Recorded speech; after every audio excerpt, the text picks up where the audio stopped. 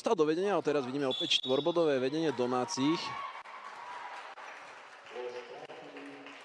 A znova akciu ďalej. Slamova, je individuálny priemík. Fenešov je zakončenie a ďalšie body. Potrebujú Šamorinčanky skúsenosti, ktoré určite v podobe Timejsujovej sú. Teraz to skvele vymyslela Hrimaliuk, ktorá predsa len získava 2 body, aj keď Joga úspešne zakončiť. A tým pádom ten rozdiel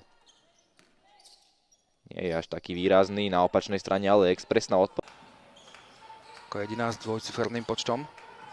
Po 8 majú Pelánová, takisto Nedopadol dobre pre hostujúci tým. Ďalšia trojka, tentokrát z rúk.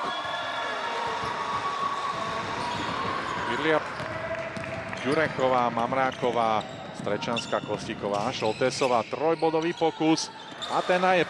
Trenčanky neboli úspešné teda ani v tom útoku poslednom. A ďalšia trojka, tentokrát sa presadila Víra Hrimi. Nemetová bola zatlačená Mamrákovou. A 2 body.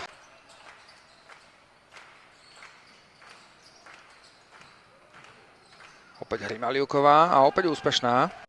Bodový priemer mala v mesiaci december, kde bola aj vyhlásená za najlepšiu strelkyňu a teraz skvelé z otočky.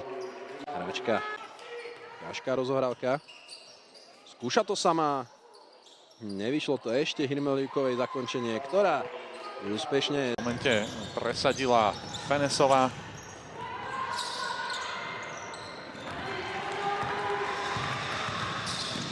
A ďalší rýchly protiútok. opäť ku Šafárikovej. Šafáriková si pomáha s Urmínskou. Nina Urmínska pod tlakom odzbrojená od lopty a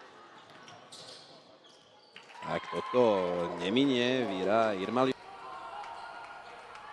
Tilda Slama. Vidíte, ako ožili domáce hráčky. Hrimaliuková, najviac budúca hráčka celého zápasu. Tilda Slama našla Kolonúčenkovú, Hrimaliukové zakončenie. Domáce znížili na palubovku a rýchly protiútok Šamorína.